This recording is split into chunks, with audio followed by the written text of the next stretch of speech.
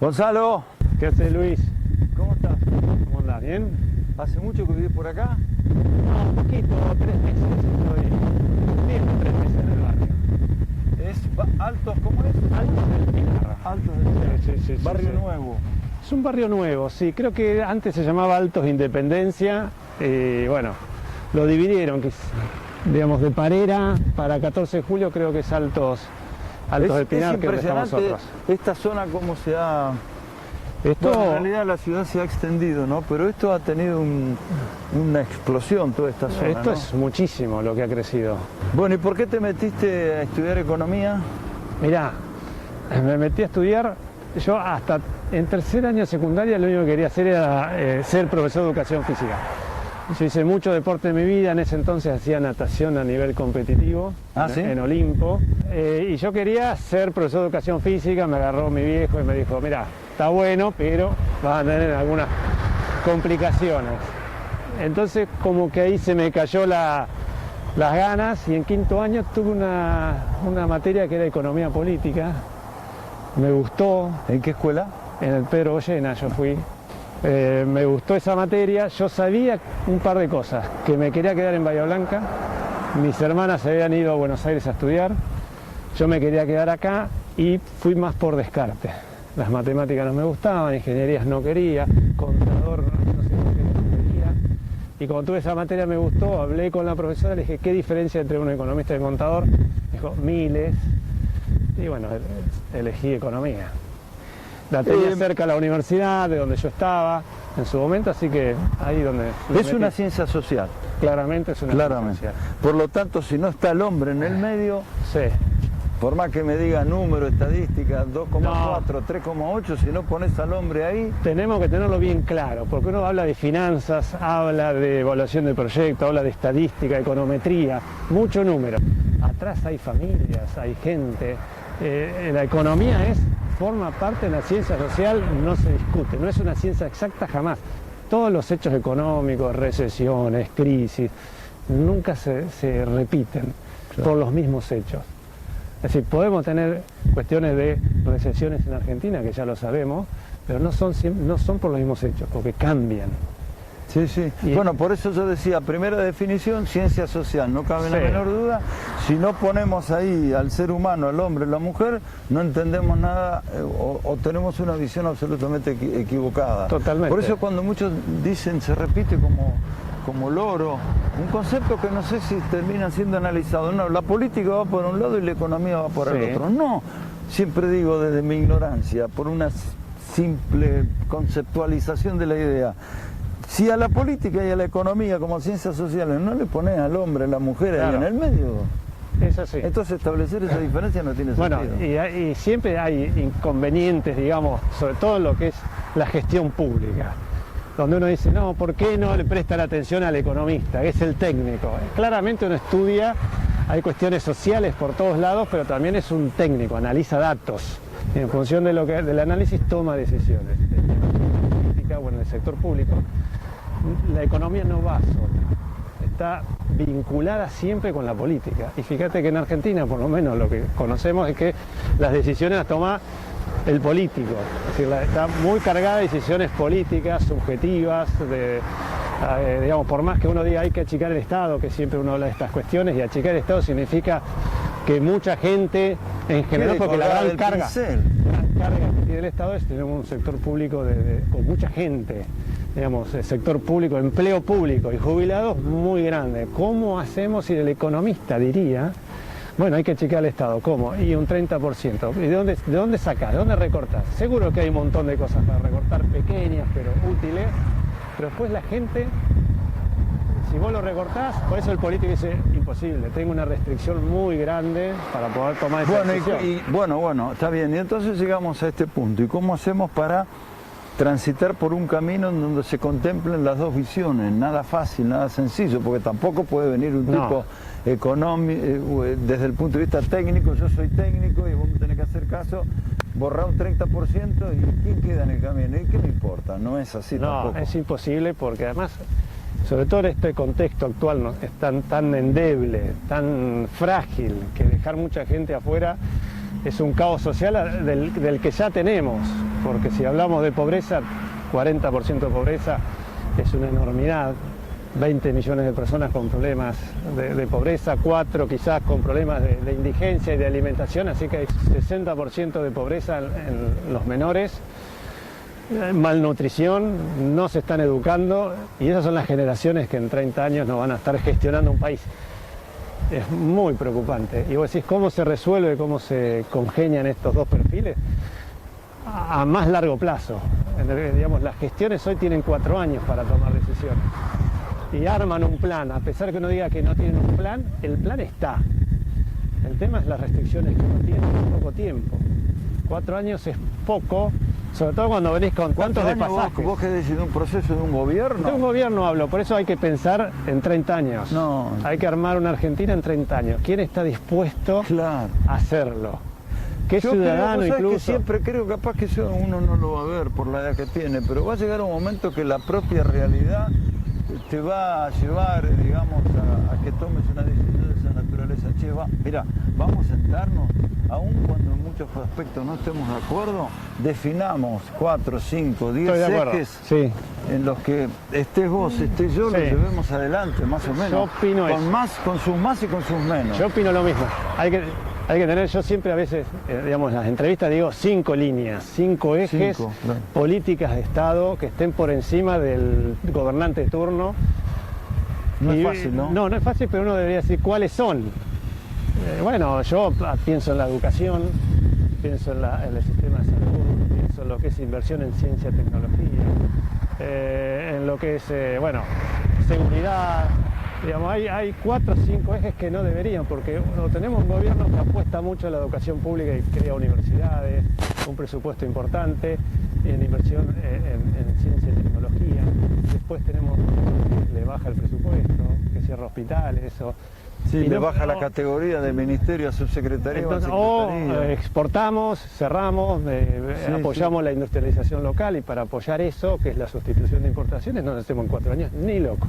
Los procesos son mucho más grandes de lo que queremos. Sí. Las intenciones por ahí son buenas, pero no alcanzan con eso. ¿Y estás conforme una vez que tomaste la decisión de lo que estudiaste? Sí, de lo que haces? sí, yo estoy ¿Te resulta, digamos, te hace insensible manejar números? No, lo tengo yo muy claro. Yo todo el día estoy mirando números, pero sé que atrás hay personas en el mundo, porque si hay 7.000 millones de personas, tenemos un 60% con problemas de alimentación. Entonces no puede ser, la cosa anda mal, claramente. Anda mal en el mundo. ¿Cómo se resuelve? Bueno, a ver, acá hay cada vez más, ¿cómo decirlo?, más concentración del capital en menos manos, eso es real, en esta pandemia tan brava a nivel internacional. Mira, hoy casualmente, hoy en la radio hablábamos, no, hoy no, porque hoy es sábado, ayer en la radio, anteayer, en la radio hablábamos de un dato que apareció, el dueño de Amazon. Bueno, yo te iba a ir por ese lado. En un mes, en el último mes, o en la última semana, no sé la cantidad de millones de dólares. 4.000 millones, creo que eran.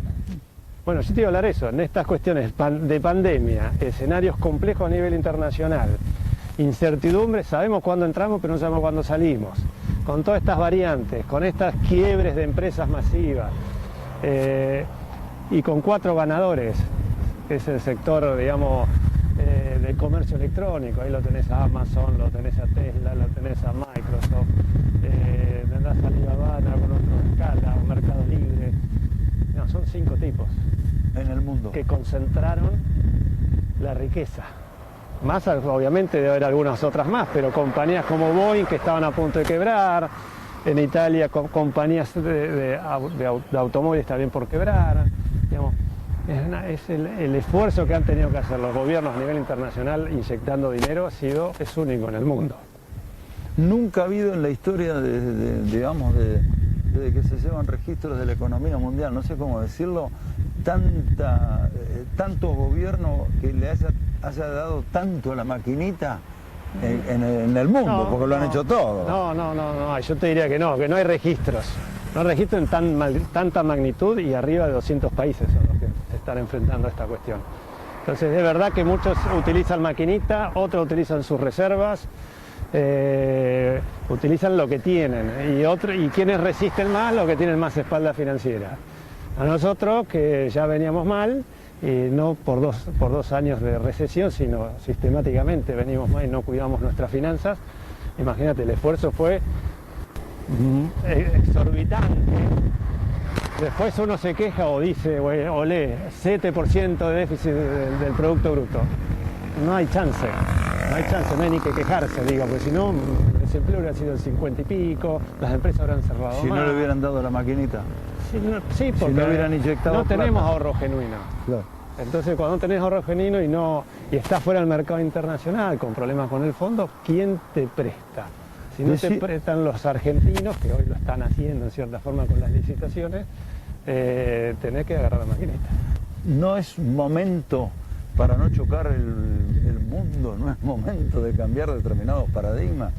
Pues yo, desde nuestra ignorancia, de nuestra posición de hormiguitas en este sistema, voy a decir, ¿para qué querés 50.000, un capital de 50.000 millones de dólares, 100.000 millones de dólares? Digamos, yo creo que es difícil poder responderte porque... No me entra en el café, no me entra en la cabeza para quien tiene la Estoy plata muy para lejos de tomar esa un café. situación, pero cuando vos estás bien en el mundo deportivo, vamos al mundo deportivo, que es un negocio, toda la vida fue un negocio. Puede ser que jugadores de fútbol ganen, no sé, que un jugador de fútbol valga 200 millones de euros. Es impensado. Hay de plata negra. Hay de todo, en el automovilismo, en el boxeo, una pelea el otro día que estuvimos viendo, Mayweather con uno que era desconocido, un youtuber, se fue a divertirse y ganó, creo que no sé si eran 100 millones de dólares. Sí, una cosa así. Entonces, ¿cómo está? Claro que uno diría, como los viejos, está mal abarajadas las cosas. Las cartas hay que volver a quemar esa, agarrar un fajo nuevo y barajar de nuevo. Está claro que la distribución del ingreso en el mundo es muy desigual. El gap que hay tecnológico, todos hablamos de las redes, TikTok, todo lo que vos quieras. Vas a África, no encontrás un proveedor de servicio de internet. Entonces es muy complejo. Estamos con Gonzalo Sevilla hablando de todas estas cosas.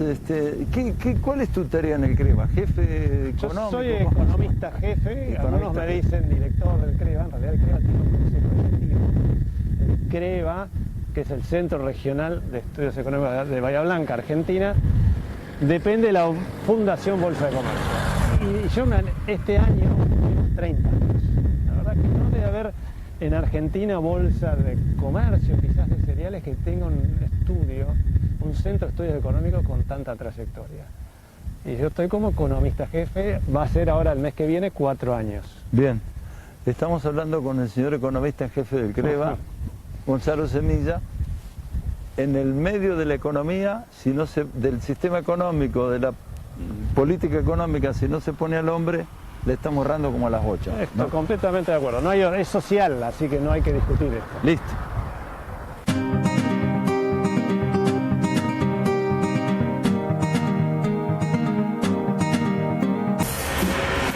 Si tuvieses que explicar en términos muy sencillos, todos lo sufrimos, todos sabemos, la edad que tengamos, que ese es el mal de la Argentina, pero digo, desde el punto de vista técnico, científico, académico, si tuviésemos que explicar las razones de la inflación, ¿qué es la inflación?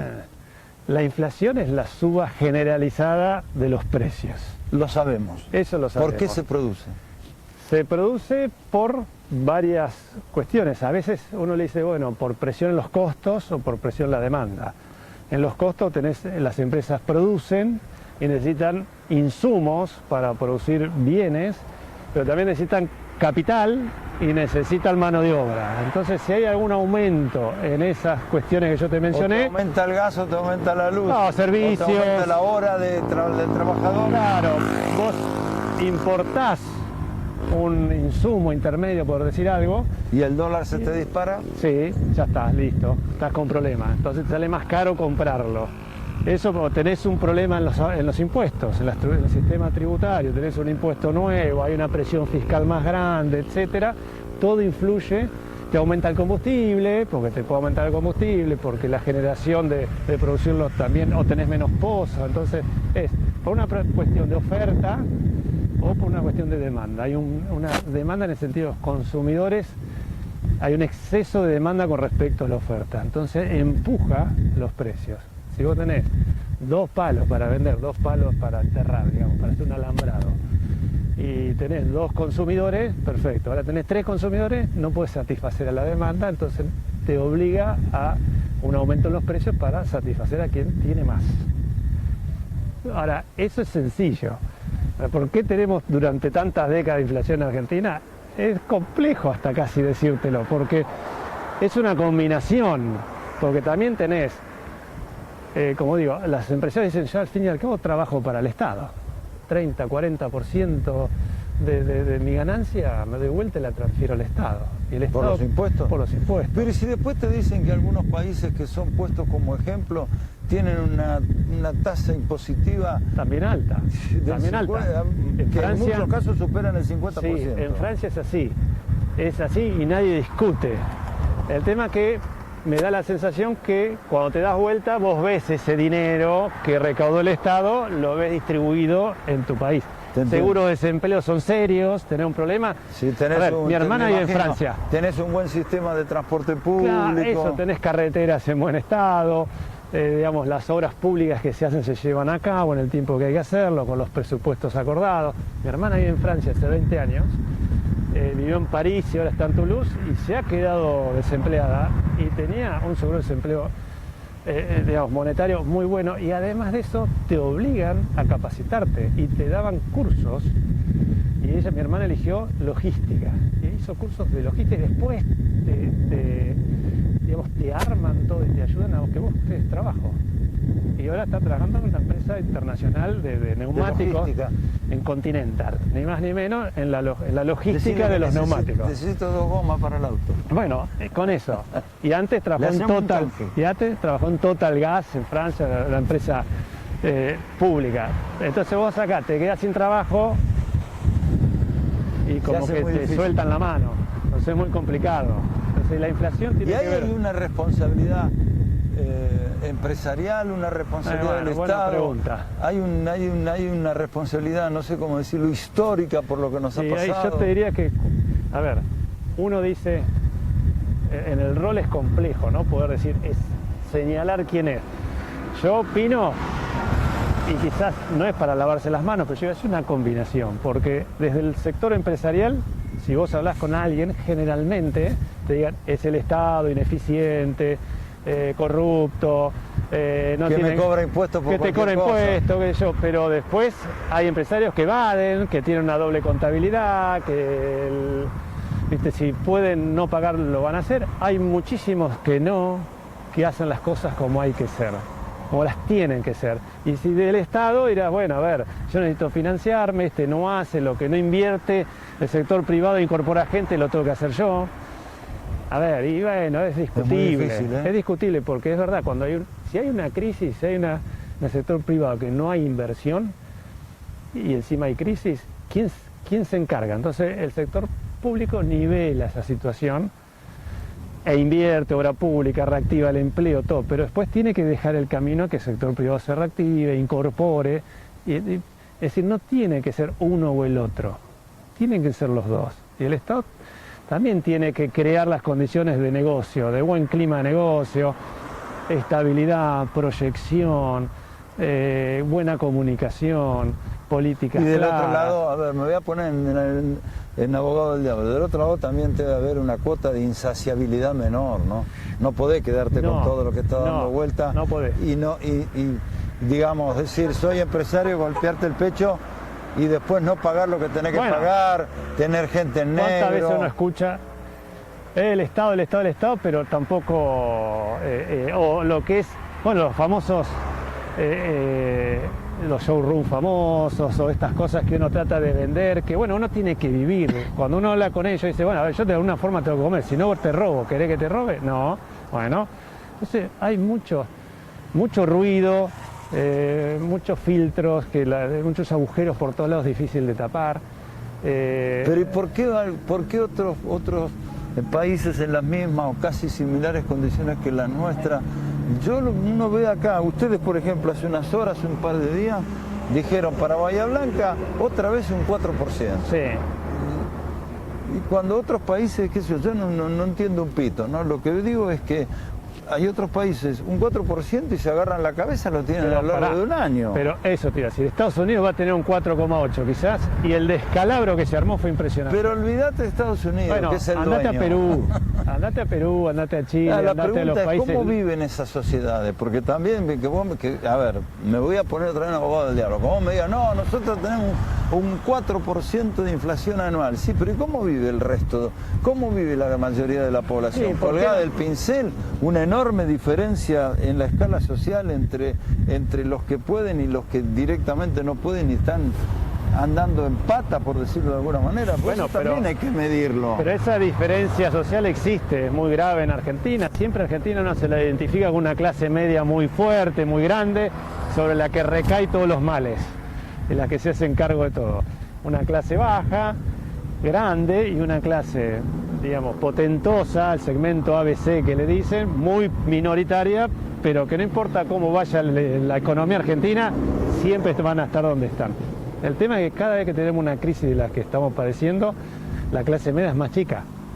Y además, cuando tenemos momentos en los cuales mejoran las cosas, hay gente de la clase media baja que se sitúa en la clase media, que tiene mejor porvenir, que cuando hay crisis, lamentablemente no quieren descender de esa escala y bajan. Es decir, hoy tenemos muchos problemas sociales. Y la otra cuestión de la inflación es, claro, vos no tenés una política a mediano plazo, no tenés un plan, tenés deuda y no la cerrás, no sabés si la vas a pagar, los recursos que los tenías pensado destinar a un lugar los destinás a otro, proyectás una inflación con un crecimiento y no ocurre. Entonces, ¿dónde está el ancla? Son muchos factores. ¿Dónde está el pilar? Y después tenés los famosos especuladores, que no lo quiero dejar de decir, siempre en toda la industria, no industria de la industria propiamente dicha, sino en toda la cadena comercial, siempre tenés gente que especula y que si hablas con ellos por ahí te dicen, ¿y qué querés que haga? Si el gobierno estima 30 y el mercado 50 de inflación, ¿a quién le creo? Y yo necesito cubrirme, y no con un 50, un 80. Porque también quiero ganar. A ver, quien invierte quiere ganar. Está claro, no, que hay en el mundo. Está bien. Pero estas cuestiones de... La pregunta es cómo querés ganar, a cualquier costa. Pero a ver, las tasas de interés en Estados Unidos a 10 años es del 1,5%. Y entonces a 10 años. En Europa también. Y acá estamos hablando del 38, estamos hablando del 70 cuando querés sacar un crédito. Tenemos un riesgo país de 1.500. Entonces está como muy desfasado todo, fuera del mapa. Así después no se evalúan como mercado, ni mercado emergente somos, no somos mercado independiente. Y tan importante es eso. Yo creo que eso, a ver, bueno, desde la ignorancia, yo no me voy a poner a discutir con vos, desde la ignorancia, yo creo que ese es un juego que tiene que ver con la financiera internacional. Bueno, las calificadoras de riesgo. Es un juego, es un negocio también. Y bueno, porque todos están en el negocio. Y después vienen y te compran las acciones de tu empresa a $2,50. Entonces, bueno, eso también hay que tenerlo claro. A ver, en la pandemia... o van y sacan la plata de acá y la llevan a un paraíso fiscal que no tiene ningún tipo de control. Bueno, y cuando vos a esos tipos le querés poner un control, la libertad de... Sí, bueno, también hay de eso. Es muy difícil. También hay de eso. Y molesta. Claro que molesta. Te voy a decir algo. A uno le queda la sensación, y con esto te agradezco toda la caminata y la charla. A uno le queda la sensación, después de haber hablado con algunos en estos últimos tiempos, que hay también... porque si no capaz que no se entiende lo que quiero decir. Hay también un criterio de me quejo porque queda bien. A mucha gente, aún en la pandemia, tan mal no le ha ido. A algunos sectores comerciales y o industriales. No, siempre genera oportunidades y desafíos. Pero hay toda una cosa y me quejo, ¿cómo estás ahí? La verdad que estoy mal. Somos quejones, me parece. Sí. Somos quejones. Si hay viento, porque hay viento. Sí. A ver, si no hay viento, porque estamos secos. Siempre se hace... Si Messi canta el himno, mirá, mirá, ahora se manda la parte porque lo canta. Bueno, y hace 2 meses, mirá, ni canta el himno. Hasta hace 3 partidos y durante 6 años atrás le dijimos de todo a Messi. Pecho frío. Hoy, ¿qué le decimos? Es el más grande. Entonces así pasa. Si el auto pasa rápido, lo putea. Si pasa lento, lo putea para que yo pueda pasar. Somos quejones por naturaleza. Muy bueno. ¿Andás a jugar al fútbol? Sí, por supuesto. Voy a ir.